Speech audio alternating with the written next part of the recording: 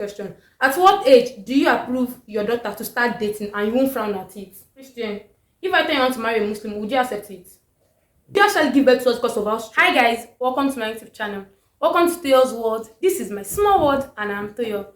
If you are new here, thank you so much for stopping by. You are definitely on the right channel. Please make sure you hit the subscribe button to subscribe to my channel and the bell icon beside it to get notified once I drop a new video. And if you are a returning subscriber, thank you so much for coming back to watch me. And if you are not a returning subscriber, but this is not your first time on this channel, what are you waiting for? Please make sure you subscribe to this channel so that you watch more videos and don't let this video be your last. There will be some link to some of my videos in the description box, so click on the link in the description box to check those videos out. So in today's video, I have my dad here and I'll be asking him some questions you are too afraid to ask yours. Like I've not asked him some of these questions before, so I'm going to ask him some questions you are too afraid to ask your own African parents. Daddy, say hi to the channel. Hi. So without further ado, let's get right into the video.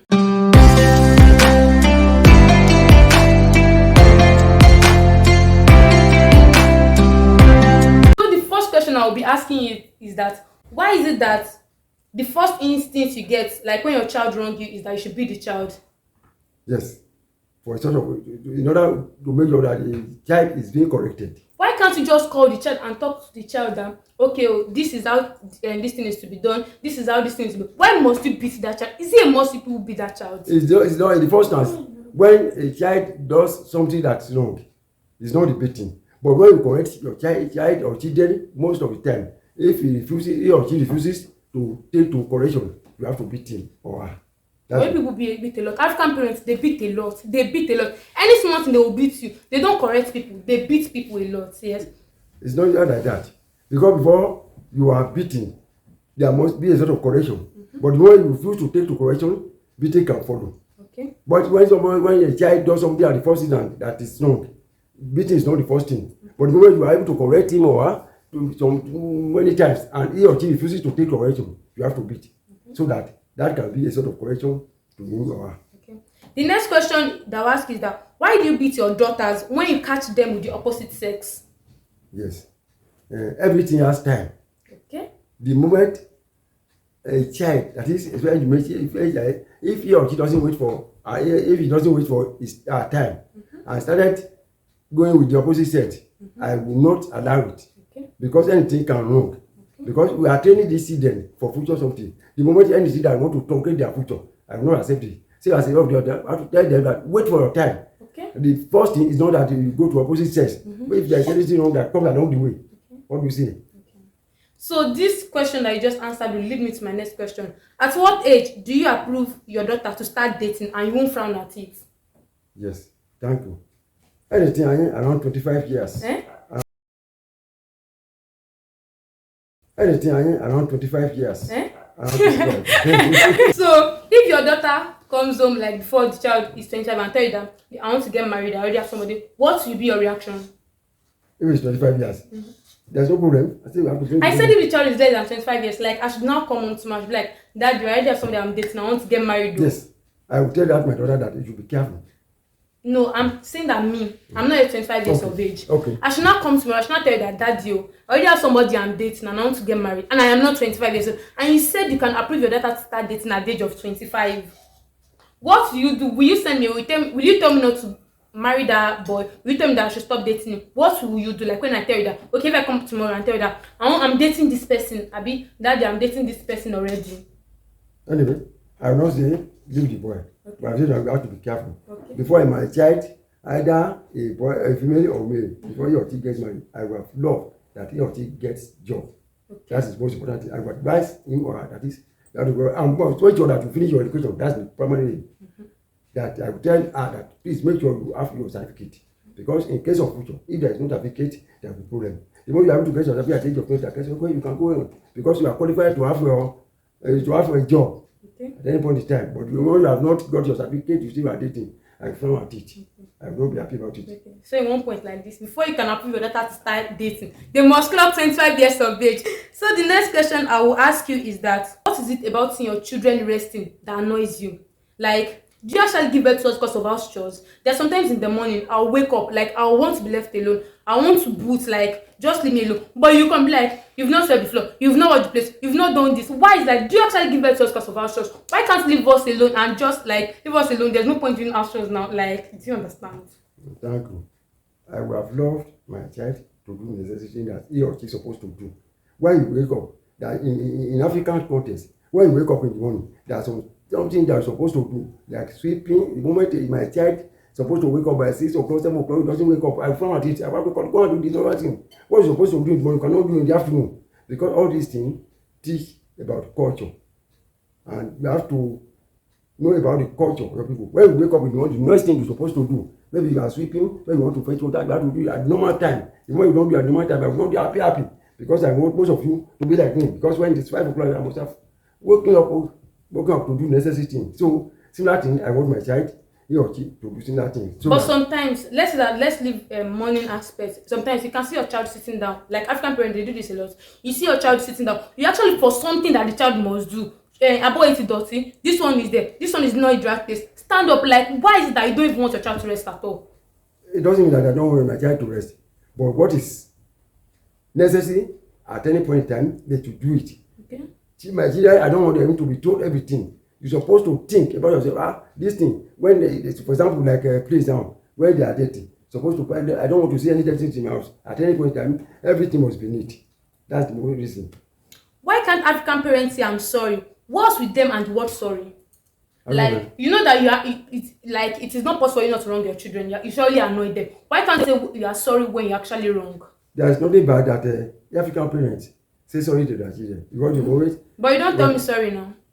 But most of the time you are always wrong. That's why. But most of the time you used to annoy me too. No, I don't. You annoy me too. You annoy me too. You people, you always think you are right, and it is not like that. The moment you follow what I tell you, if eventually you make mistake, I say sorry. And most of the time you have not followed my line. But most of the time, you've never told me sorry before, and there are sometimes that I will just sit down and you come and annoy me. Because you have not followed what my instructions. But why don't tell me sorry? Because you've annoyed me already. No, you can say I annoy you. I know that I don't annoy you because you have not done the right thing. If you have not done the right thing, you cannot assume that I have annoyed you because you have not done the right thing.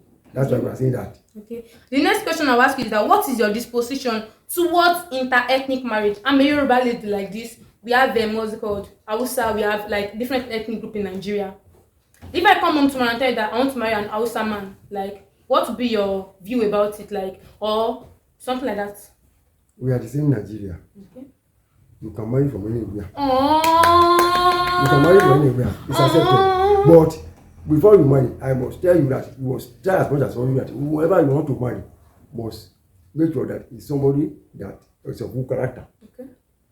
And you have to make family. You don't just go and marry. Because when you see yourself in the school, you have to know the own base. Because there are different kinds of people with me nowadays. Therefore, you have to know the own base of that person. The person you have to know about the culture. You have to know about the character, which is most important. Okay. The next question I will ask is from this question. I'm a Christian. If I tell you I want to marry a Muslim, would you accept it? Anyway, in the olden days, we say Christian to marry Christian. Okay.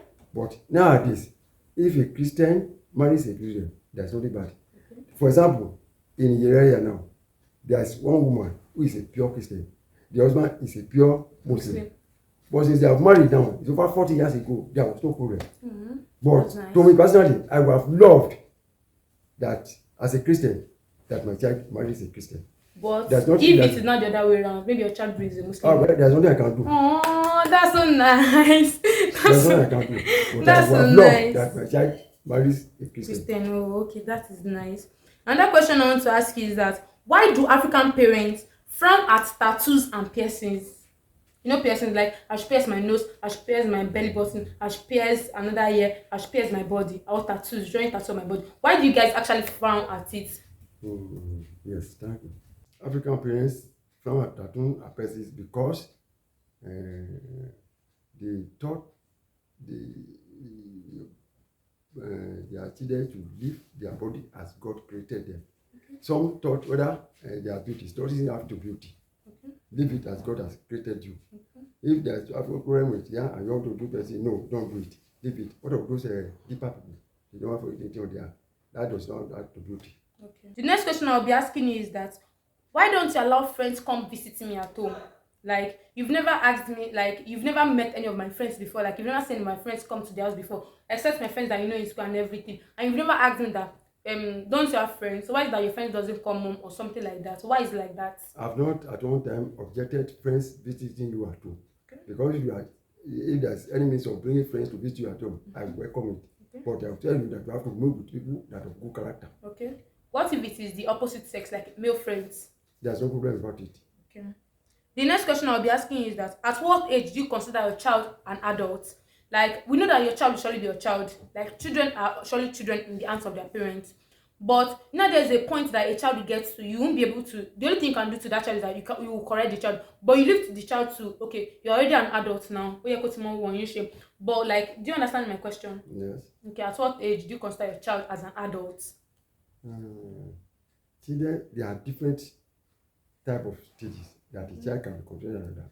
Once you have your university education, I expect a lot of things which you must do. You must be able to differentiate between the right and the left. But if my child has got married, that have started producing that, I consider them as an adult. There are certain things that I don't expect, that certain wrong thing that I don't expect them to do. And as a result of this, I consider them at that different stages, at the education with the marriage status. Okay. The next question I'll ask is that why do you feel PCN, that's paracetamol, is an antidote to all sickness? If I tell you, I'm like, no, you don't do that, Tasha, because if I tell you I'm not feeling fine, the next thing you say that let's go to the pharmacy, let's go to the hospital. But okay, let me use my mommy as an example. If I tell her my head is aching, my mom tell me go and use paracetamol. If I, like, okay, my mom has turned herself to a doctor. Like most African parents, they do that. If you enter my mom's journalist, you see Septrin, you see Flygyl, you see Pritin, you see Prednisone. There's no drug you will not see there. And if you tell her that you are not feeling fine, like she knows the drug to all sickness. Tell her that your body is itching, you should tell her go and buy Septrin, go and Septrin. You tell her that this one is happening to you, she knows the why is it like that? What happens is that concerning my own philosophy of life, I do not believe in self-medication. Okay. The moment you tell me that something, please go to the normal person that knows about it. Okay. I don't believe in self-medication. So people, they have been practicing that, they are better with it, but I don't believe in that one. That is the whole philosophy of life. That's nice. The next question I will ask you is that why do you turn your children to surgeon engineers? Like, let me use it as an example. If anything happens to your phone, you call me, tell us about Michelle, just come and do this for me, just come and do this for me. Why don't you take it to the proper phone engineers for them to prepare that phone for you? I did not study phone engineering in school. I did not have any relationship with phone. And why do you believe that, okay, your children, they know, like, anything that is in your phone like this, they know how to help you to sort it out and make it? Yes, because I discovered that you know more than the engineers, because at any point in time you'll be with your phone. Sleeping will be your phone. You know every local clean of phone. That's why I say whatever anything happens to me, instead of going to the engineer, please come and help me check this thing, because I know you know much about it. But there are sometimes you actually you need to leave us alone and go to the real engineers for them to repair that phone. Thank you. The next question I want to ask is that why don't you want to evolve as this world is evolving? Why is it that you don't want to be civilized at all? Okay, there are some African home that when you enter the African home, you will see newspaper of 1957. It's not as if they are reading it. It is there. Something that is not used, like old things that they are not using. It might be fridge that has paused for the past 25 years. When you enter the house, you usually sit. Why is it like that? Why don't people throw it away? Is it useful? No, it is not useful. Why is it like that? That is for record purposes. Sometimes time can call for such things. Therefore, you have to go to your archive and bring those things in order not to worry yourself about, in order to crack your brain. You have to go, something of this nature, I have it, let me quickly go there. That's why I have to keep most of these records to get my own, or do one of those things, maybe 100 years, so that I don't want to talk myself. But you know it is not useful. But so why you need it to be useful? Okay, for example, sports things that are in the house, what are they doing in the house? Why don't you pack them outside and throw it away? It is not useful now. Just for a feature of time, it will be thrown off. Just for a feature of time. So fridge of 25 years that has been in the house. In that case, like what I told you the other time, is that you must make sure that at any point in time, when you need record, you will be able to lay your hand upon it at that you need. That's the only reason. Okay. So that's all the question I have for you. So we've come to the end of this video. If you enjoyed this video, please make sure you hit the subscribe button to subscribe to my channel and the bell icon beside it to get notified once I drop a new video. Like this video, comment, share, like ask your parents some questions. Like I've never asked, have I ever asked these questions I'm asking you today? No. I've never asked them. You see,